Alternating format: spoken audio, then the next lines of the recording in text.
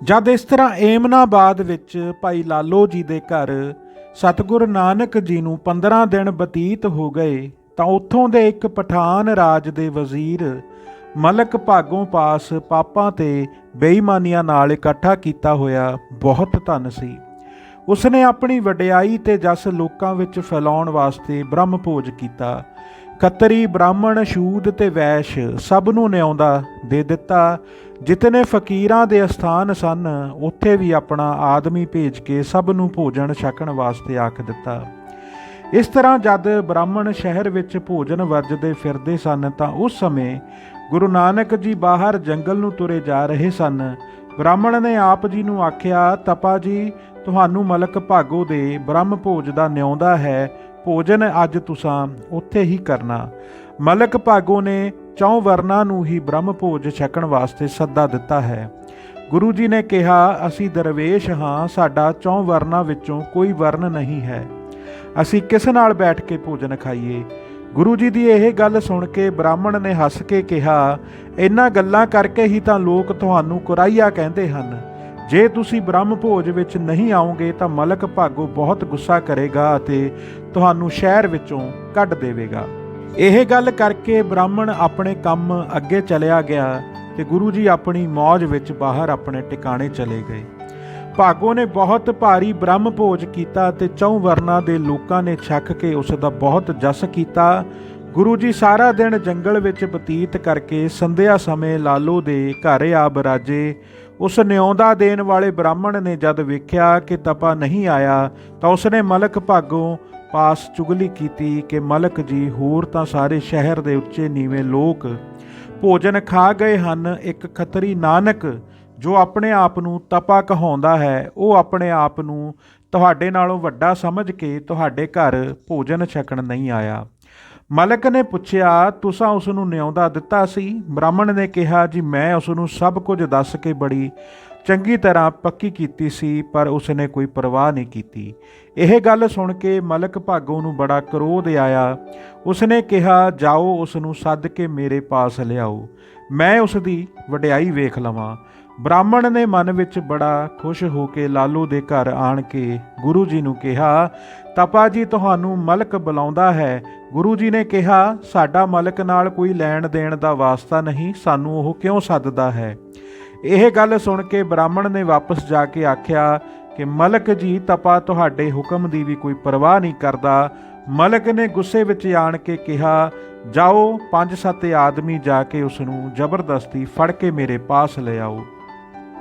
ਇਹ ਹੁਕਮ ਸੁਣ ਕੇ ਬ੍ਰਾਹਮਣ ਆਪਣੇ ਨਾਲ 5 ਆਦਮੀ ਲੈ ਕੇ ਲਾਲੋ ਦੇ ਘਰ ਜਾ ਕੇ ਗੁਰੂ ਜੀ ਨੂੰ ਉੱਚੀ ਬੋਲ ਨਾਲ ਆਖਿਆ, ਮਲਕ ਨੇ ਤੁਹਾਡੇ ਤੇ ਬਹੁਤ ਗੁੱਸਾ ਕੀਤਾ ਹੈ, ਹੁਣ ਚੰਗਾ ਸਮਝ ਕੇ ਸਾਡੇ ਨਾਲ ਤੁਰ ਪਵੋ, ਨਹੀਂ ਤਾਂ ਅਸੀਂ ਫੜ ਕੇ ਜ਼ੋਰੋ ਜ਼ੋਰੀ ਲੈ ਜਾਵਾਂਗੇ। ਉਹਨਾਂ ਦੀ ਗੱਲ ਸੁਣ ਕੇ ਗੁਰੂ ਜੀ ਹੱਸ ਕੇ ਉਹਨਾਂ ਦੇ ਨਾਲ ਮਲਕ ਭਾਗੋ ਪਾਸ ਚਲੇ ਗਏ।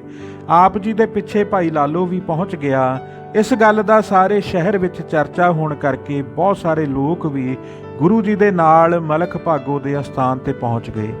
ਗੁਰੂ ਜੀ ਨੇ ਮਲਕ ਨੂੰ ਪੁੱਛਿਆ ਕਿ ਆਪ ਨੇ ਸਾਨੂੰ ਘੜੀ ਘੜੀ ਆਦਮੀ ਭੇਜ ਕੇ ਕਿਉਂ ਬੁਲਾਇਆ ਹੈ? ਮੇਰੇ ਨਾਲ ਤੇਰਾ ਕੀ ਕੰਮ ਹੈ? ਭਾਗੋ ਨੇ ਕਿਹਾ, ਤੁਸੀਂ ਮੇਰੇ ਬ੍ਰਹਮ ਭੋਜ ਵਿੱਚ ਕਿਉਂ ਨਹੀਂ ਆਏ? ਤੁਹਾਨੂੰ ਬ੍ਰਾਹਮਣ ਨੇ ਨਿਆਉਂਦਾ ਦਿੱਤਾ ਸੀ, ਤੁਸਾਂ ਮੇਰੇ ਬ੍ਰਹਮ ਭੋਜ ਵਿੱਚ ਕੀ ਦੋਸ਼ ਵੇਖ ਕੇ ਛਕਣਾ ਨਹੀਂ ਕੀਤਾ?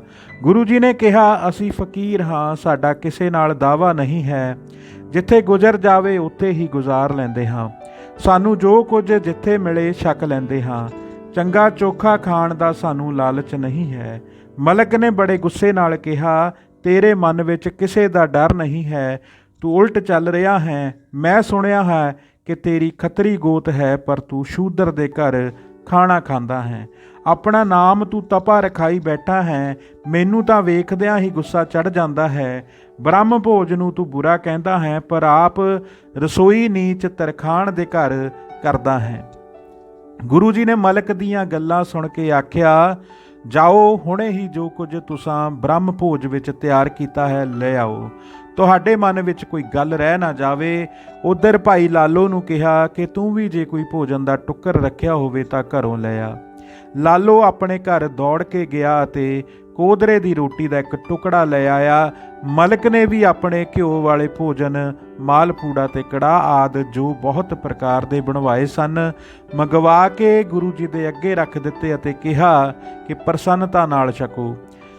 ਗੁਰੂ ਜੀ ਨੇ ਖੱਬੇ ਹੱਥ ਵਿੱਚ ਮਾਲਪੂੜੇ ਆਦਿ ਅਤੇ ਸੱਜੇ ਵਿੱਚ ਕੋਧਰੇ ਦਾ ਟੁਕੜਾ ਫੜ ਕੇ ਦੋਵੇਂ ਹੱਥ ਚਪੀੜੇ।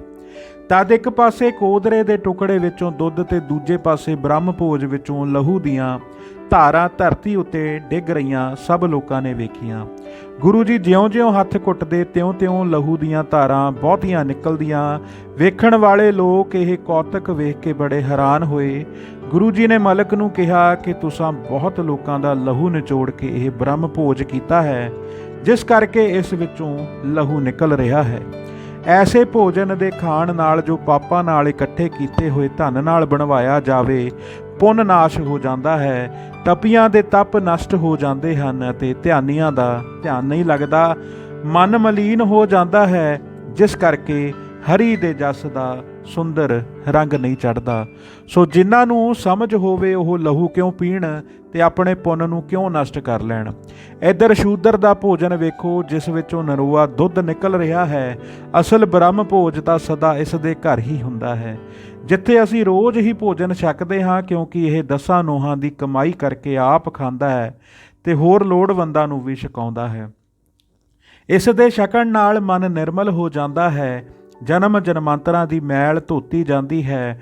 ਪਰੰਤੂ ਜੋ ਆਦਮੀ ਕਿੱਕਰ ਬੀਜਦਾ ਹੈ, ਉਸ ਨੂੰ ਉਹ ਕਿੱਕਰ ਵੱਡੀ ਹੋ ਕੇ ਕੰਡੇ ਮਾਰਦੀ ਹੈ। ਸੋ ਤੂੰ ਜੋ ਇਹ ਵਿਖਾਵੇ ਵਾਸਤੇ ਪਾਪਾਂ ਦੀ ਮਾਇਆ ਨਾਲ ਬ੍ਰਹਮ ਭੋਜ ਕੀਤਾ ਹੈ, ਇਸ ਦੇ ਫਲ ਦਾ ਤੈਨੂੰ ਪਤਾ ਲੱਗੇਗਾ ਜਦੋਂ ਤੈਨੂੰ ਜੰਮ ਭੈ ਭੀਤ ਕਰਨਗੇ। ਇਸ ਤਰ੍ਹਾਂ ਸਤਿਗੁਰ ਜੀ ਦੀ ਮਹਿਮਾ ਵੇਖ ਕੇ ਮਲਕ ਸੜ ਬਲ ਕੇ ਸੁਆਹ ਹੋ ਗਿਆ ਤੇ ਬਚਨ ਸੁਣ ਕੇ ਬਹੁਤ ਸ਼ਰਮਿੰਦਾ ਹੋ ਕੇ ਸਿਰ ਨੀਵਾ ਕੇ ਆਪਣੀ ਭੁੱਲ ਦਾ ਪ੍ਰਗਟਾਵਾ ਕੀਤਾ। ਗੁਰੂ ਜੀ ਉੱਠ ਕੇ ਭਾਈ ਲਾਲੋ ਨਾਲ ਘਰ ਚਲੇ ਗਏ। ਮਲਕ ਭਾਗੋ ਗੁਰੂ ਜੀ ਦੇ ਇਸ ਕੌਤਕ ਨਾਲ ਬਹੁਤ ਸ਼ਰਮਿੰਦਾ ਹੋ ਕੇ ਮਨ ਵਿੱਚ ਖਿਝ ਕੇ ਵਿਚਾਰਨ ਲੱਗਾ ਕਿ ਜਿਵੇਂ ਕਿਵੇਂ ਇਸ ਆਪਣੀ ਹੇਠੀ ਦਾ ਮੈਂ ਬਦਲਾ ਲਵਾਂਗਾ ਤਾਂ ਮੇਰੇ ਮਨ ਨੂੰ ਸ਼ਾਂਤੀ ਆਵੇਗੀ। ਇਹ ਈਰਖਾਵਾਦੀ ਵਿਚਾਰ ਕਰਕੇ ਜਦ ਦੂਜੇ ਦਿਨ ਮਲਕ ਭਾਗੋ ਖਾਨ ਦੇ ਦਰਬਾਰ ਵਿੱਚ ਗਿਆ ਤਾਂ ਉਸ ਨੂੰ ਖਾਨ ਨੇ ਦੱਸਿਆ ਕਿ ਮੇਰਾ ਨੌਜਵਾਨ ਲੜਕਾ ਬਿਮਾਰ ਹੈ। ਉਸ ਦੇ ਬਹੁਤ ਇਲਾਜ ਤੇ ਵੀ ਉਪਾਅ ਵੀ ਕੀਤੇ ਹਨ, ਪਰ ਉਸ ਨੂੰ ਕੋਈ ਆਰਾਮ ਨਹੀਂ ਆਇਆ।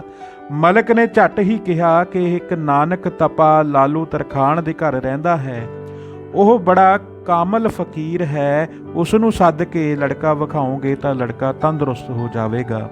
ਖਾਨ ਨੇ ਉਸੇ ਵੇਲੇ ਆਪਣੇ 4-5 ਆਦਮੀ ਗੁਰੂ ਜੀ ਨੂੰ ਲਿਆਉਣ ਵਾਸਤੇ ਲਾਲੂ ਦੇ ਘਰ ਭੇਜ ਦਿੱਤੇ ਅਤੇ ਉਹਨਾਂ ਨੂੰ ਆਖਿਆ ਕਿ ਜੇ ਮਿਹਨਤ ਖੁਸ਼ਾਮਦ ਨਾਲ ਨਾ ਆਵੇ ਤਾਂ ਜ਼ੋਰੋ ਜ਼ੋਰੀ ਬੰਨ੍ਹ ਕੇ ਲੈ ਆਉਣਾ। ਪਰ ਜਦ ਖਾਨ ਨੇ ਹਲਕਾਰਿਆਂ ਨੇ ਗੁਰੂ ਜੀ ਦੀ ਮਿਹਨਤ ਸਮਾਜਤ ਕੀਤੀ ਤਾਂ ਗੁਰੂ ਜੀ ਸੁਭਾਵਕ ਹੀ ਉੱਠ ਕੇ ਉਹਨਾਂ ਦੇ ਖਾਨ ਪਾਸ ਚਲੇ ਗਏ। ਖਾਨ ਨੇ ਗੁਰੂ ਜੀ ਨੂੰ ਕਿਹਾ, ਇਸ ਮੇਰੇ ਲੜਕੇ ਨੂੰ ਆਪਣੀ ਦੁਆ ਨਾਲ ਰਾਜੀ ਕਰ ਦਿਓ, ਤੁਹਾਡੀ ਮਿਹਰਬਾਨੀ ਹੋਵੇਗੀ, ਪਰ ਜੇ ਨਾ ਕਰੋਗੇ ਤਾਂ ਤੁਹਾਨੂੰ ਕੈਦ ਕਰਕੇ ਕੁਝ ਖਾਣ ਪੀਣ ਨੂੰ ਵੀ ਨਹੀਂ ਦਿੱਤਾ ਜਾਵੇਗਾ। ਖਾਨ ਦੀ ਇਹ ਗੱਲ ਸੁਣ ਕੇ ਗੁਰੂ ਜੀ ਨੇ ਕਿਹਾ, ਜਿਸ ਪੁੱਤਰ ਵਾਸਤੇ ਤੂੰ ਸਾਨੂੰ ਕੈਦ ਕਰਨ ਵਾਸਤੇ ਆਖ ਰਿਹਾ ਹੈ, ਉਹ ਤਾਂ ਜੰਮਪੁਰੀ ਵੀ ਪਹੁੰਚ ਗਿਆ ਹੈ। ਇਤਨੇ ਨੂੰ ਖਾਨ ਦੇ ਘਰੋਂ ਇੱਕ ਆਦਮੀ ਨੇ ਆਣ ਕੇ ਦੱਸਿਆ ਕਿ ਖਾਨ ਜੀ, ਤੁਹਾਡਾ ਪੁੱਤਰ ਮਰ ਗਿਆ ਹੈ। ਇਹ ਖਬਰ ਸੁਣ ਕੇ ਖਾਨ ਵਿਆਕੁਲ ਹੋ ਕੇ ਰੋਣ ਲੱਗ ਪਿਆ ਤੇ ਗੁਰੂ ਜੀ ਸੁਭਾਵਕ ਹੀ ਉੱਠ ਕੇ ਆਪਣੇ ਤਪ ਸਥਾਨ ਜੰਗਲ ਵੱਲ ਨੂੰ ਚਲੇ ਗਏ। ਧੰਨ ਧੰਨ ਸ਼੍ਰੀ ਗੁਰੂ ਨਾਨਕ ਦੇਵ ਜੀ ਮਹਾਰਾਜ।